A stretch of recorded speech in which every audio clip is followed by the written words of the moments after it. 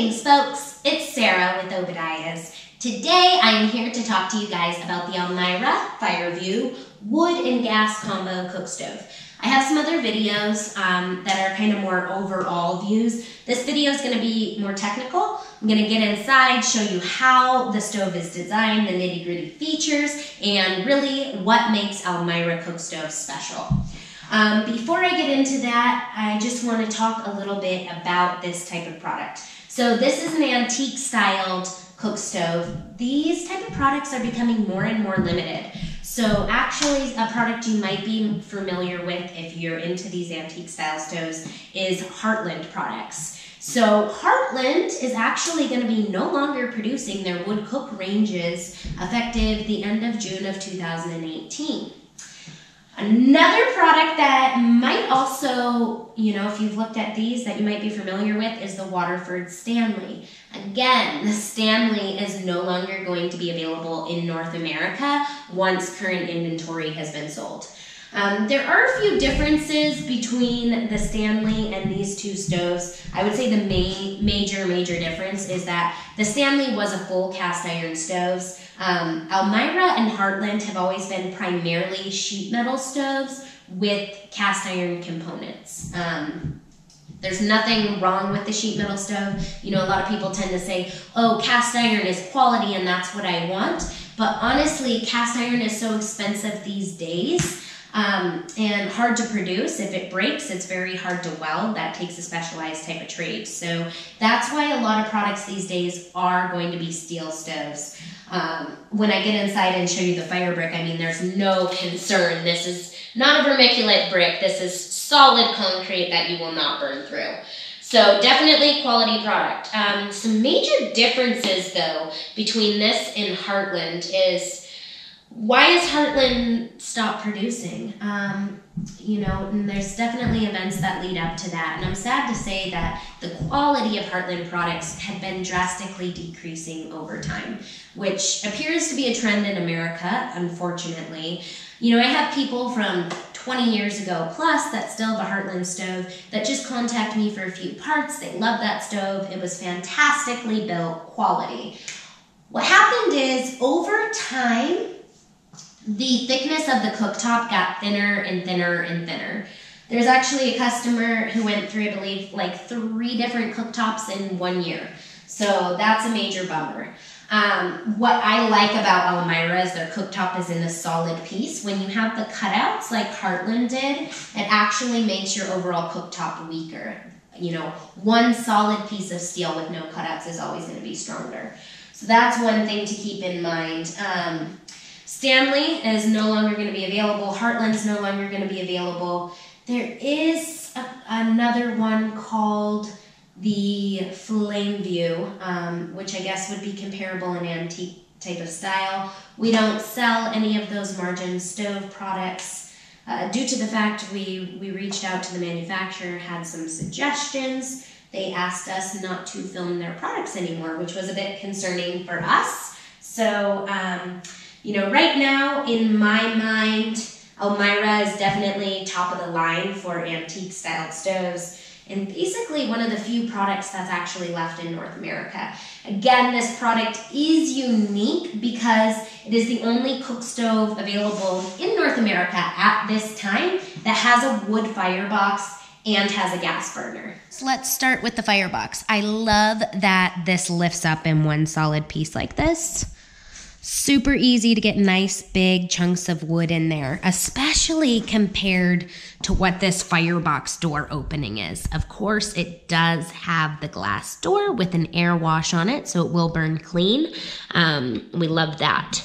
Let's go inside the firebox. It does have a grate in the bottom, and you do have secondary combustion air coming in from below.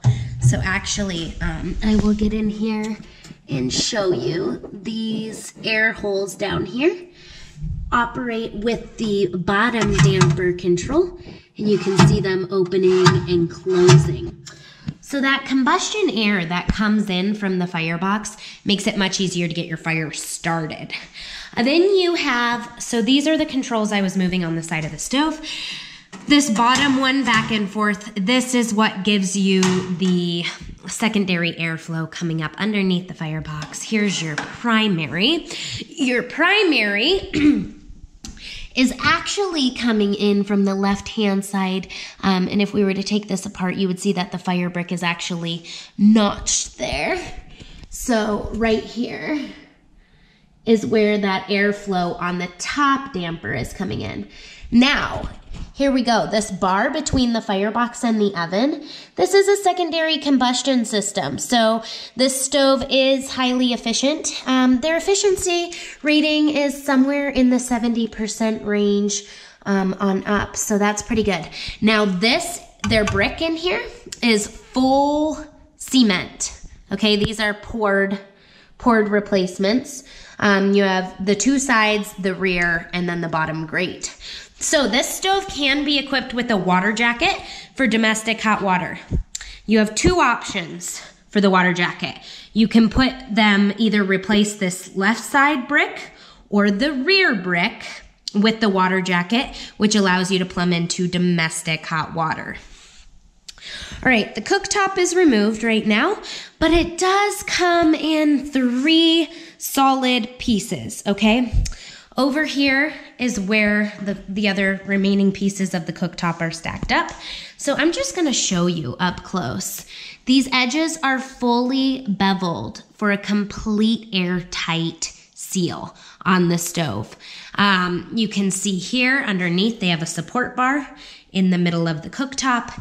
They do put a polish over the cooktop. Now, I really like these solid piece cooktop designs because honestly, I mean, look at this, 1/4 inch thick. This is well built. This is not gonna burn out. Also, keep in mind, you know, when you do cut the steel for those round cutouts, it makes the overall piece of steel weaker. So definitely something to keep in mind. I really do like the cooktop. On topic of the cooktop, there's no gasket here, which I'm gonna be honest, it's one of the first stoves I've actually seen like that, but I'm gonna burn it. Elmira claims it's fine, it's completely airtight. So I'll give you more updates on that, but I am definitely excited to burn this puppy after taking it apart. So I do have 2 different cleaner tools that I want to show you. What I love about this is the inside of the oven. For your external where you do your clean out. This is porcelain. That is amazing because when you do get fly ash and creosote buildup after baking and years of use, this is so easy to keep clean. This is great. So how that works, you get a scraper tool like this. When you get buildup, you literally can just scrape it. Smaller tool, you know, this would fit on the side of the oven. Very easy. In regards to the oven, let's go ahead and talk about that. What I also like is Elmira does have a temperature on the oven door, but I've said many times it's always good to have another temperature gauge inside the oven. They do give you an extra oven thermometer, so that's really nice. Here I have the nameplate off because this is where your bottom oven cleanout is. When you scrape it, your creosote and your fly ash, it all drops down here. You can easily insert a shop vac, or you can scrape it out the front, but shop vac is definitely the easiest and cleanest way to do it. In regards to the oven rack, one thing I had previously said is you know, there's only one place for a notch, one notch, which leads to one oven rack. If you had a very shallow pan, you could potentially put the oven rack here, set something on top, and do another oven rack, right? So that's something to keep in mind there. Down here is the ash pan. I touched on this before talking about how large this ash pan is, but what I missed the first time is this handle. I really like this because I feel like it's just so much easier to clean up your mess. Also, this is also a warmer. I mean, you could store pans here, but it will get warm as well. It ranges between about 175 degrees to 225 degrees down here. Up here are our burners. Here's your air holes. these are really nice because they're easily removable and really easy to keep clean. So this is a good design here. I do like the burner system. Here we have the gas valve.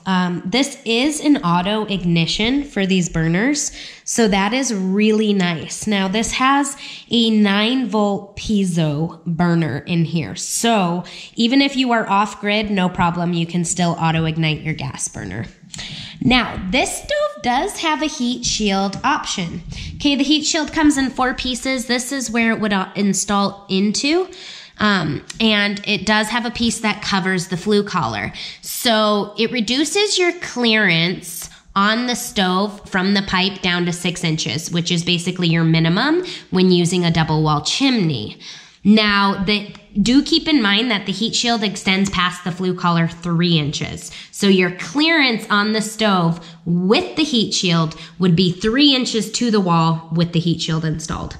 Something else that's kind of unique about this stove is that your flue collar is actually bolted on. So you will need to bolt this on when you get the stove. This does not come installed. So do keep that in mind, but it is completely airtight. Here is a piece of the gasket material actually that goes between here. So Elmira is really a quality product and just really thought out on the details of the stove. And I'm really just starting to see that as I tear the stove apart. So over here, I want to show you guys your oven control. So there's 3 damper controls on this stove. The first 2 we did already discuss, and then this one. Now, it's really nice because they give you an O for open, and then they also show you a C over here for closed. So you can adjust this anywhere in the middle. Open is wide open here. Closed is this way. This is what bypasses the smoke around your oven. When you're baking, you definitely need to be aware of this damper control. So 3 dampers on the stove itself. But not just that, look at this detail.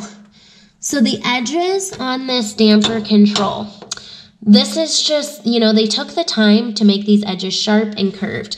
Once you start getting creosote buildup through here, you're a lot less likely for it to jam up from creosote because these sharp edges will just cut right through it.